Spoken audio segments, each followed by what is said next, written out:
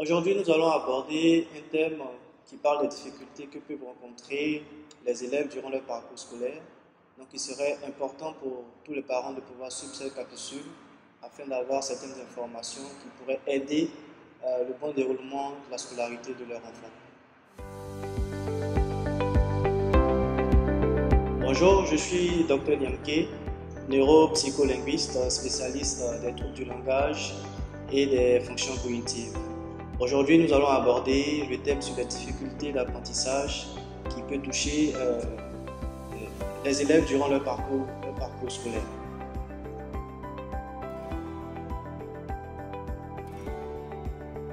Par trouble d'apprentissage ou par difficulté d'apprentissage, il faut comprendre que ce sont des troubles spécifiques qui touchent certains mécanismes d'apprentissage durant le parcours scolaire de l'enfant.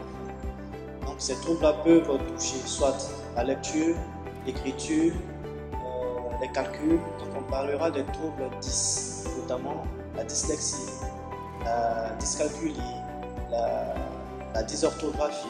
Donc durant le parcours scolaire de l'enfant, vous verrez qu'il a du mal à écrire ou il a du mal à lire alors qu'il n'a pas de maladie particulière. Cela n'est pas en lien avec un défaut d'intelligence. C'est juste que le mécanisme d'apprentissage de la lecture, de l'écriture et du calcul a été mal appréhendé par l'enfant.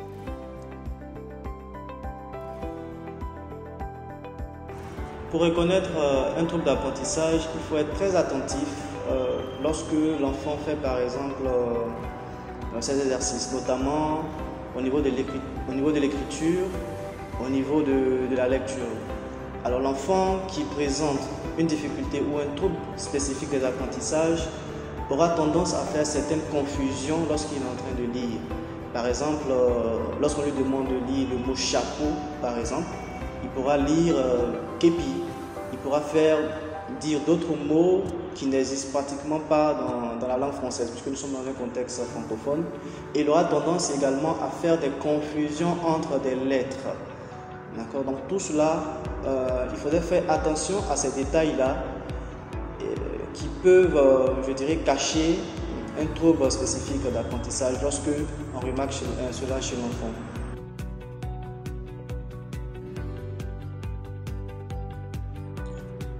Comme je le disais tantôt, lorsque vous remarquez ces quelques difficultés citées là, des confusions de lettres, des difficultés dans l'écriture, notamment au niveau de la dictée, avec des erreurs hors du commun, il faut tout de suite chercher à consulter un thérapeute de langage, notamment un neuropsycholinguiste ou un orthophoniste, pour faire un bilan de sorte à situer le niveau de difficulté que présente l'enfant.